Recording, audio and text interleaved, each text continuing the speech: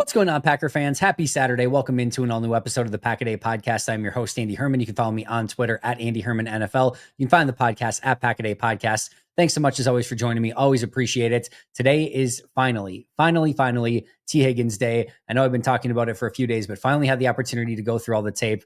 Really fun watch with Higgins. I want to kind of go through that in just a moment. Before we get there, brand new Pack-A-Day Podcast YouTube members, Christian Pagan, Derek Z. Thank you guys so much for signing up. Appreciate you guys a ton. If you haven't checked out those memberships yet, make sure to do so. Also, if you can, always appreciate it. Like, subscribe, comment, any of those 5-star reviews. We always appreciate those as well. Also, just want to give a shout out to Ross Uglum, who is already crushing it with the daily draft. If you are not listening to the daily draft episodes, for me, it's a perfect way just to get this quick little, 5 to 10 minute snippet on a player. And what you'll probably end up doing, right, as you get closer and closer to the draft and then you kind of cram for it, Ross is going to get you set all from now until the draft. It's less than 100 days away, right? It's just going to give you a little snippet every single day that you're going to be able to digest in little small increments so that you're going to know everything that you need to go heading into the draft. And if you're not checking it out yet, make sure to do so. The daily draft right here on the Pack-A-Day Podcast with Ross Uglum, both on the video channel, on YouTube, as well as wherever you get your favorite podcasts. Just one piece of news from Friday from a Packers standpoint. Adam Stenavich is interviewing with the Houston Texans for their open offensive coordinator position.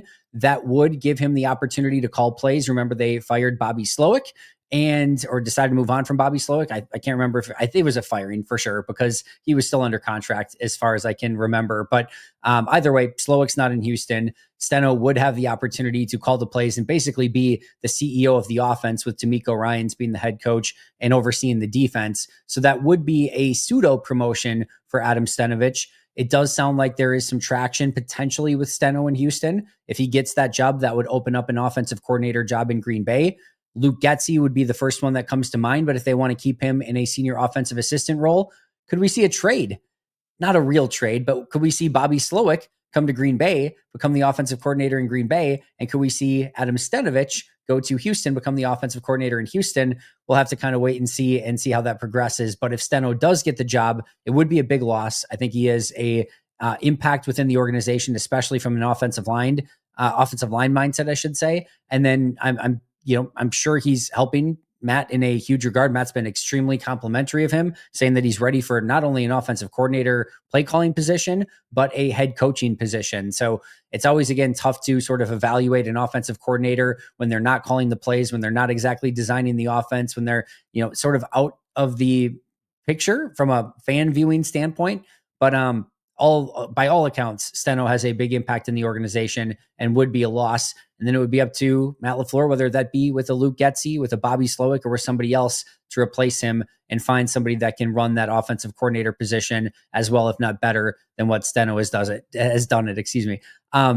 It's always funny to me because there's I should probably just ignore everything at all times, but it's always amusing to me because there's people out there that I saw that Steno is going to get an offensive coordinator position potentially with Houston, and people are like, good, get rid of him. Based on what? What are you possibly basing that on? What did Steno do to you? Did he, is he in your neighborhood? Did his dog pee on your lawn?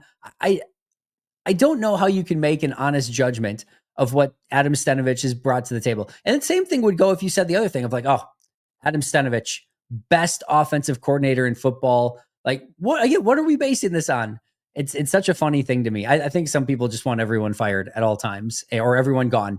I think the best version of the Green Bay Packers would be if they didn't have any front office, any coaches, or any players, because I think then maybe people would be like, I don't have anyone that I want to fire anymore. I think that's the best version of the Green Bay Packers. Just doesn't have anybody on the team or in the organization. Period. It's just an empty Lambeau field, and it's just going to watch the field on Sunday, just people walking around it. That's, I think, the best version, what people want to see of the Green Bay Packers. The one thing I will add to this conversation really quick before we get to Tee Higgins is I've seen people say on the other side of things that want to see Steno stay of like, well, Matt LaFleur can block this from happening. That is true. I've seen people say, well, it's a promotion so that he has the opportunity. It is not technically a promotion. It is a promotion in sort of theory because he's going from offensive coordinator, not play caller, to offensive coordinator, play caller. So it is a promotion in not name, but in practice. But from an NFL standpoint, yes, Green Bay and Matt LaFleur could block that interview and could say, no, we're going to keep Adam Stenavich as our offensive coordinator. If there is anybody that can understand the benefit of this and how important it is to a professional career, it is Matt LaFleur. Matt LaFleur was with Sean McVay with the Rams and was in an offensive coordinator position where he could not call the plays. If Matt LaFleur stayed as offensive coordinator and didn't get to call the plays, maybe he still gets that job in Green Bay.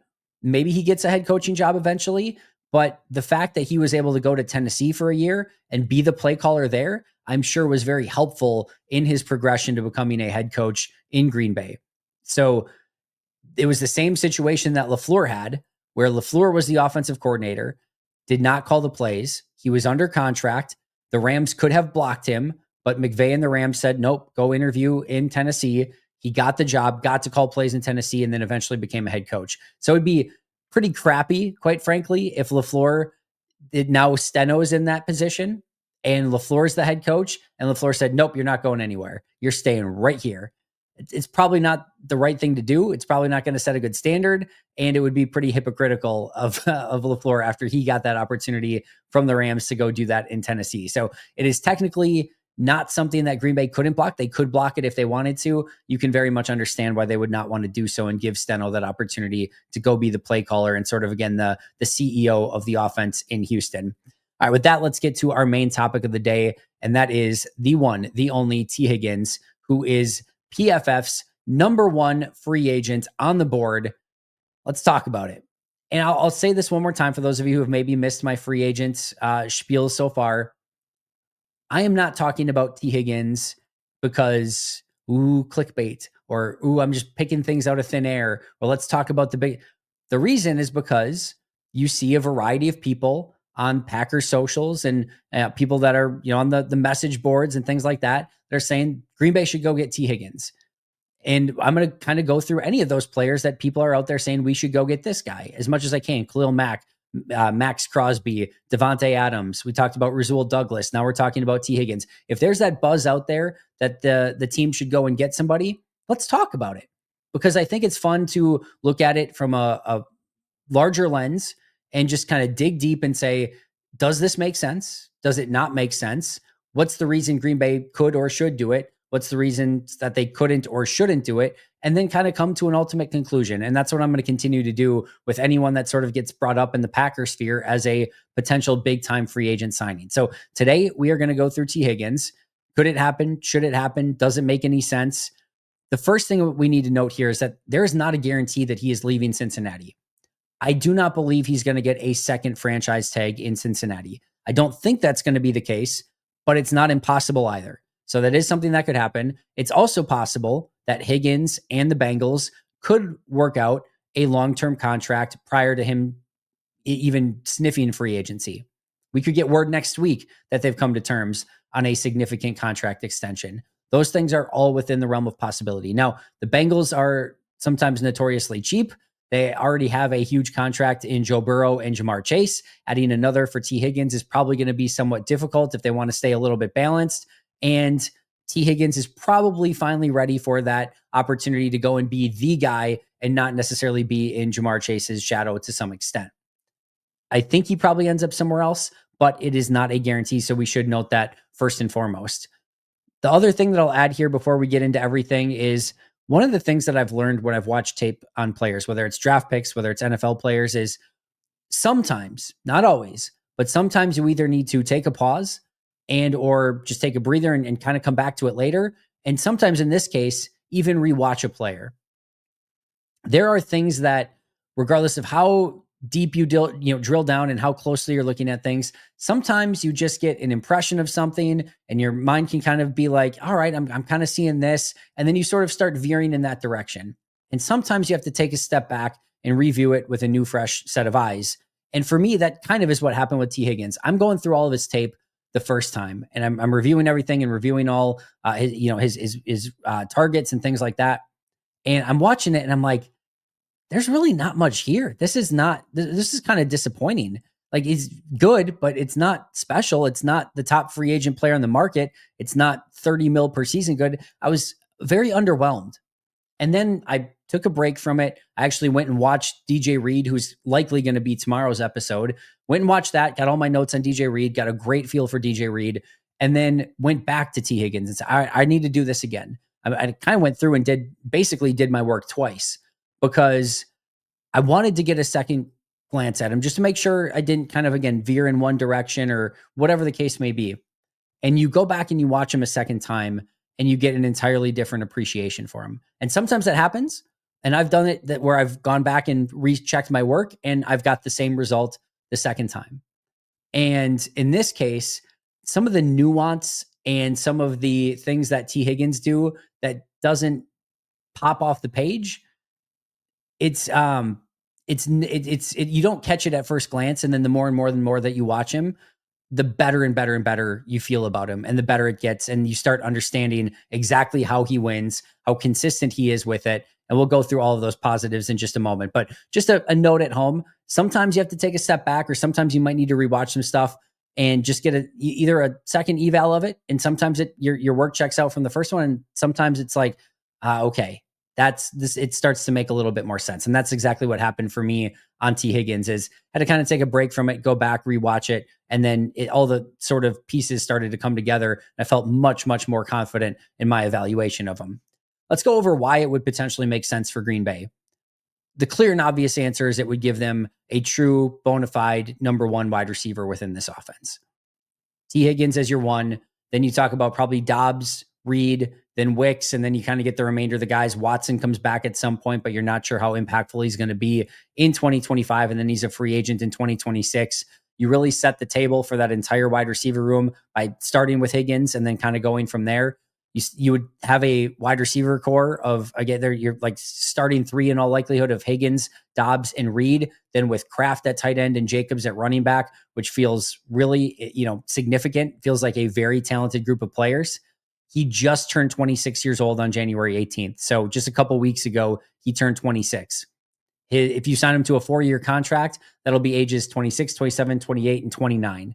Even if you go 5 years, it'd be age 30. This is the prime of his career. And he is still in, I don't know that I want to say like he's on the upward trajectory and getting better. But again, this is the years that you want him under contract, right?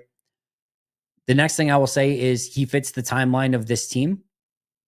He would fit in with a bunch of other 25 and 26-year-olds, right? And some younger, of course, but he fits really with everyone that's on this team right now. So this isn't your Khalil Mack, who's 34 years old. This isn't Devontae Adams, who's in his 30s. This isn't an older player that doesn't quite fit the timeline. This would be somebody that fits everyone else on this roster.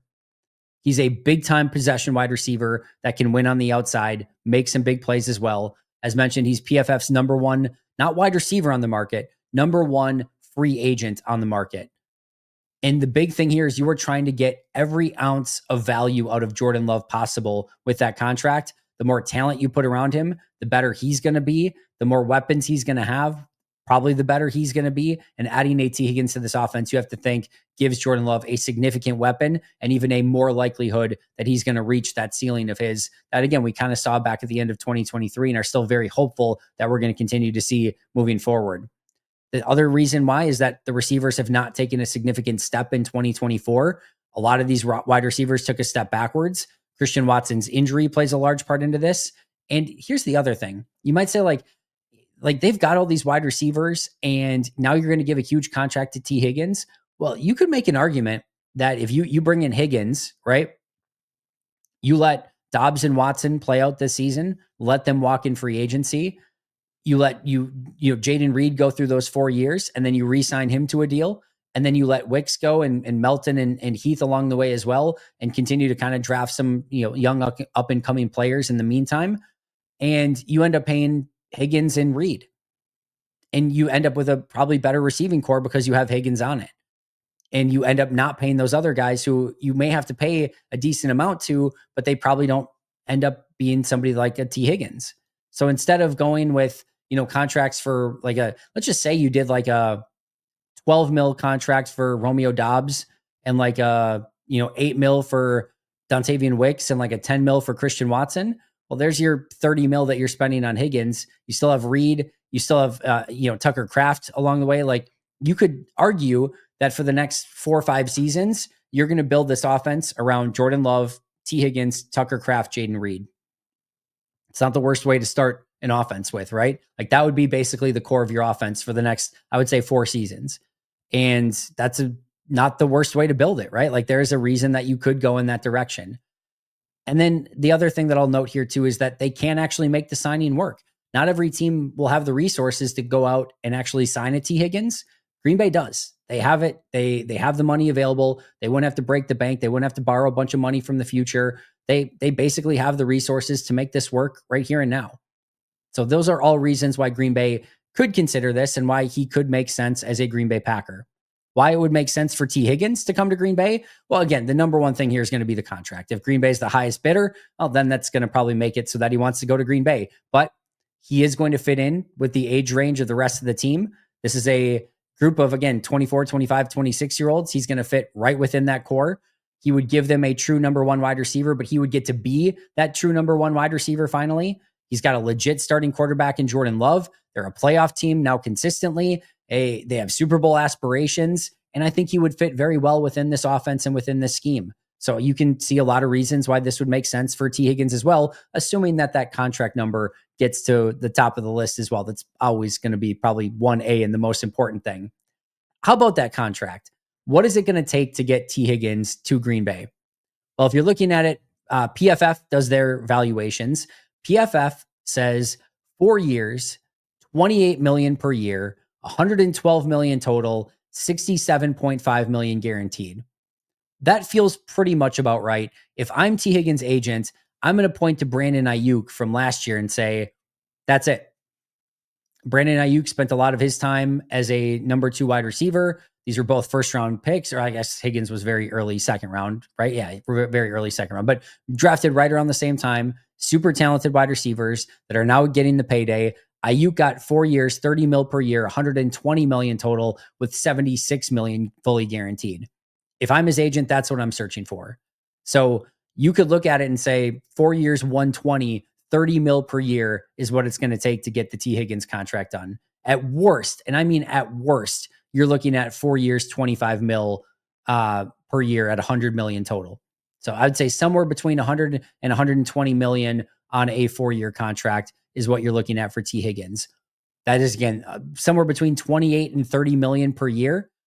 Just to give you context for that, Josh Jacobs and Xavier McKinney combined made 28.75 million per year on their 4-year contract. 28.75 million per year for Jacobs and McKinney combined. So Higgins is going to get paid more than what Jacobs and McKinney do combined on 4-year contracts. Like that's pretty noteworthy here. And the other thing that I'll note here from a contract standpoint is that's your free agency. If you were to go in the Tee Higgins direction, it's Tee Higgins and nothing else. Now you can go get, some Andre Dillard and Corey Ballantyne type signings, like Keyshawn Nixon when he initially signed for a 1-year vet minimum, like those sort of things. You can go do as much of that as you want. You could probably afford something like a 1-year, 5-6 million somewhere, maybe at a corner, something like that. But this is your free agency. There's not going to be any left over after that. Could you theoretically do something more if you really wanted to and borrow from the future? Yes. But if you want to avoid stealing money from the future, Tee Higgins is basically the entirety of your free agency if you were to go in that direction. Statistically, Higgins this year, 73 catches, 911 yards, 10 touchdowns, 12.5 yards per catch, a long of 42 with 2 drops. He did miss 5 games this past season, missed 5 games the year before as well, had 42 catches, 656 yards, and 5 touchdowns in 2023. 74 catches, 1,029 yards, and 7 touchdowns the year before that. 74 catches, 1,091 yards, 6 touchdowns the year before that, and 67 catches, 908 yards, 6 touchdowns the year before that. Basically, you're going to be somewhere in that 70 catch, 1,000 yard, 6 to 10 touchdown range if he stays healthy through the course of the year. It's been very, very consistent in that regard. You could also look to it and say he's never had 75 catches in a season. He's never had more than, or he's never hit 1,100 yards in a season. And he's only had 1 season where he's hit more than 7 touchdowns in a season, which was this past year with 10 touchdowns. So those are noteworthy numbers if you're about to give somebody 30 mil per year for 4 years at 120 million total. Here's one of the really cool stats with Tee Higgins. 5 years in the league, when targeted, and he gets a good chunk of targets, almost 100 targets every single year. Kind of on average, it's right around 100. 125.1 passer rating this past year when targeted, 103.2, 110.6, 114.8, 106.4. If you sign Tee Higgins, you throw at him 100 times, you're going to have a passer rating over 100 when targeting him. Now, they have had Joe Burrow. That probably goes into that to some extent as well. But when targeted, he has been a ridiculous level of high-end consistency where good things are going to happen when you throw him the football. So that is a very noteworthy statistic for Tee Higgins. His PFF grades over the last 5 years, he's coming off his best year from PFF, 88.2, 72.1 the year before that, 78.4, 83.4, 75.9. Never below a 72.1, which was 2023, where he was injured, and had he probably played more and been healthier, probably would have been higher. And then his highest was his past year at 88.2. All right, so let's get to the tape positives. Really impressed how he attacked off coverage. In fact, I don't think I would play off coverage on Tee Higgins. He has just too many ways to beat you.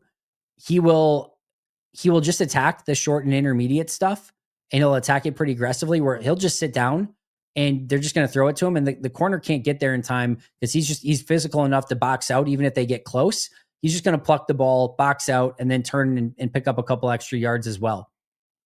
You're basically just giving Tee Higgins free yardage, but it's not just that.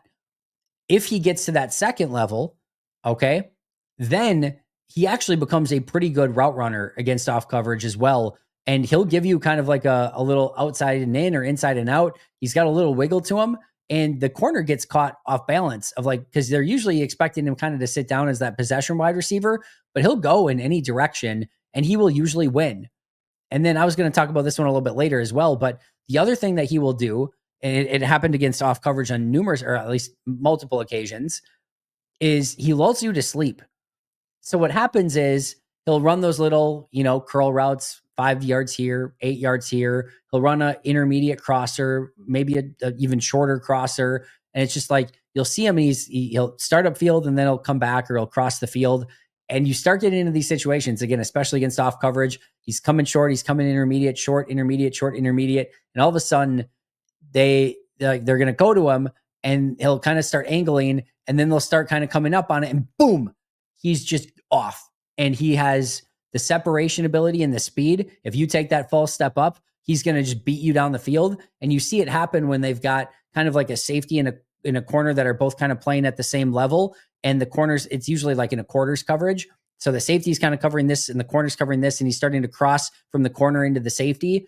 And then the corner's kind of playing it for him to hit that intermediate route. And then he looks kind of like he's going to do that crosser. So the safety starts to come up. And as soon as both of them get kind of flat footed, he just angles it back up and he just gets miles of separation. And then again, can stack it and can get that, just make it so the corner can't get back in the play. So he's very sneaky in that regard and will kind of lull you to sleep. And that's kind of, again, too, when I was watching tape the first time, you kind of notice him, and it's like, it almost seems like he's going in slow motion at times, especially when you kind of compare him next to, Jamar Chase. But it doesn't seem like there's anything sudden or explosive about him.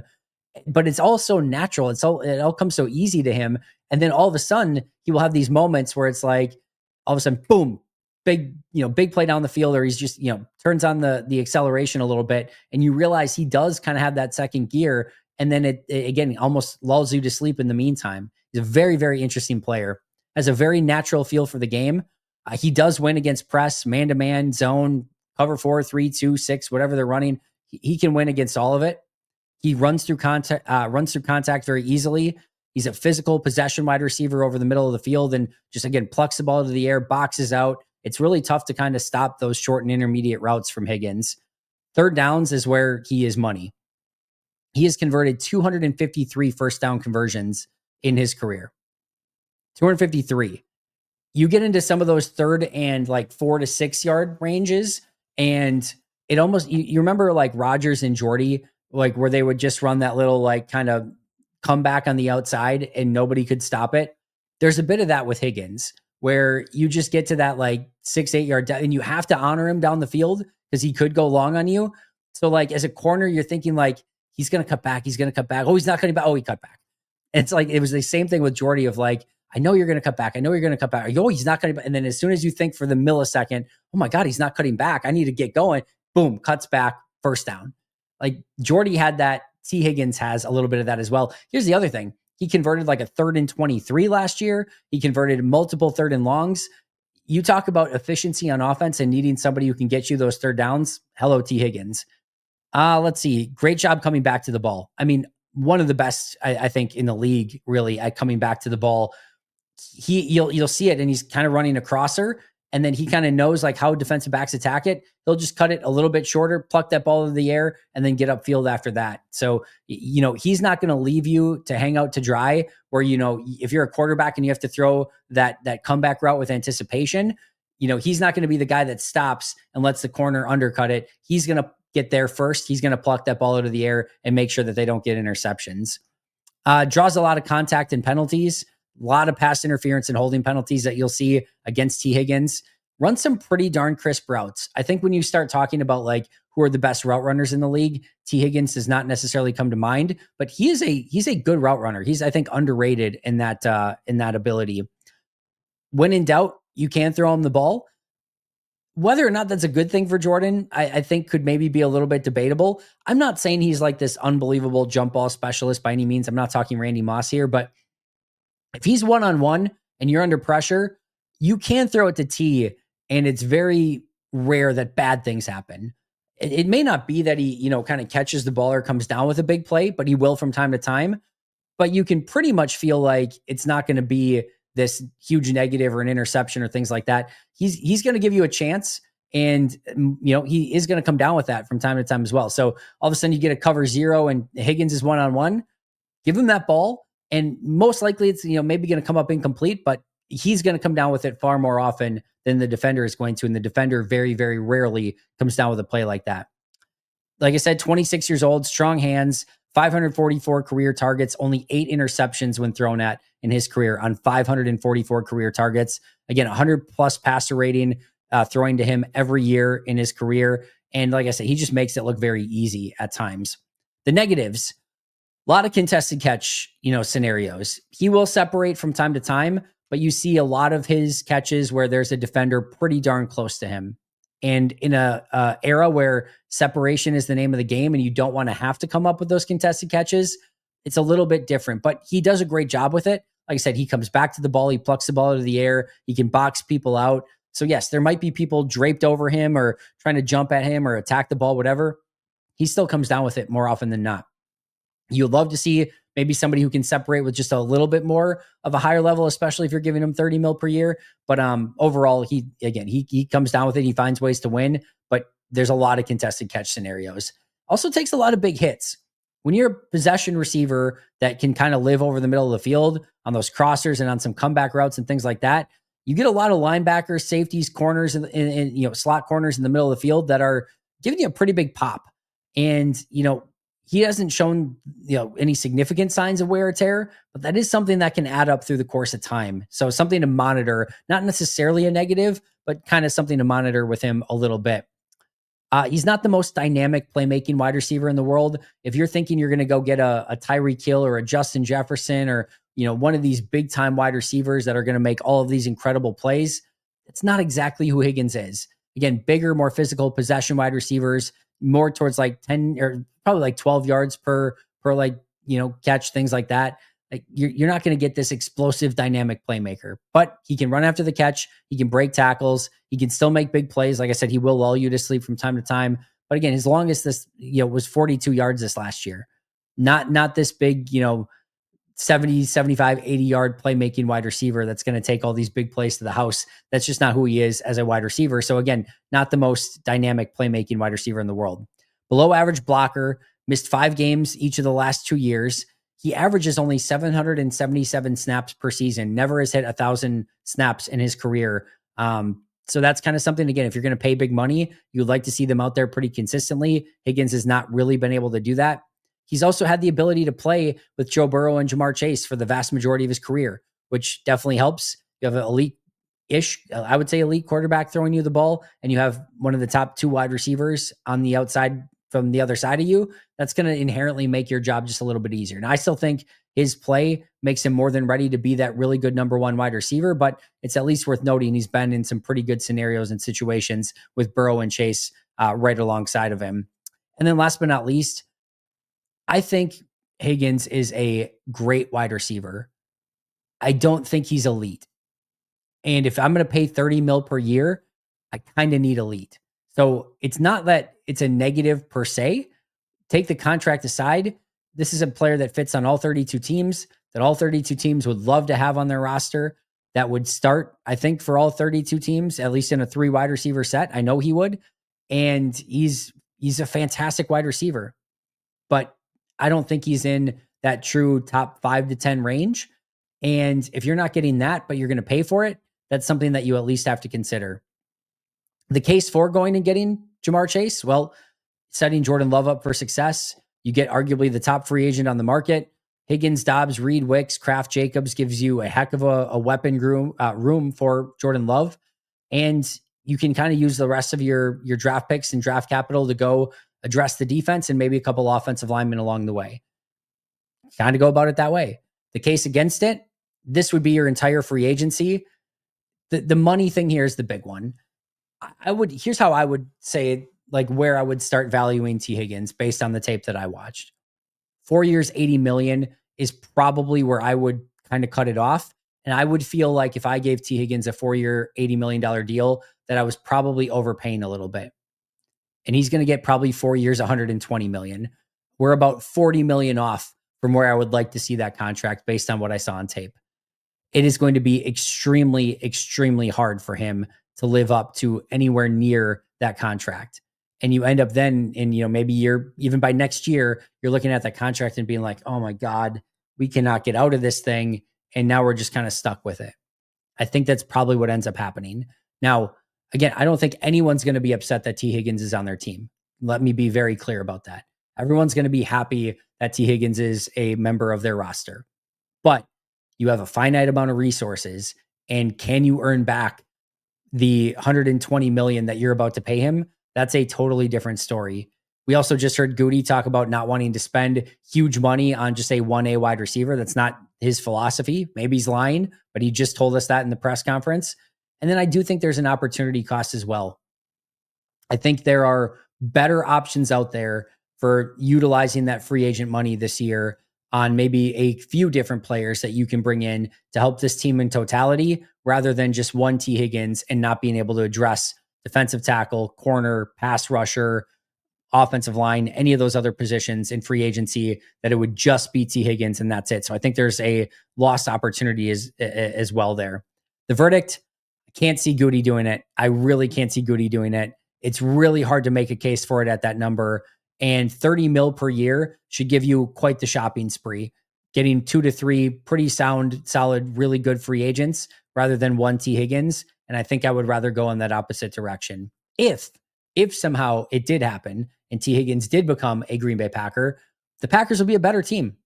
They'll be a better team right now, than they were prior to Tee Higgins, I should say. And he's going to add a significant presence in this offense.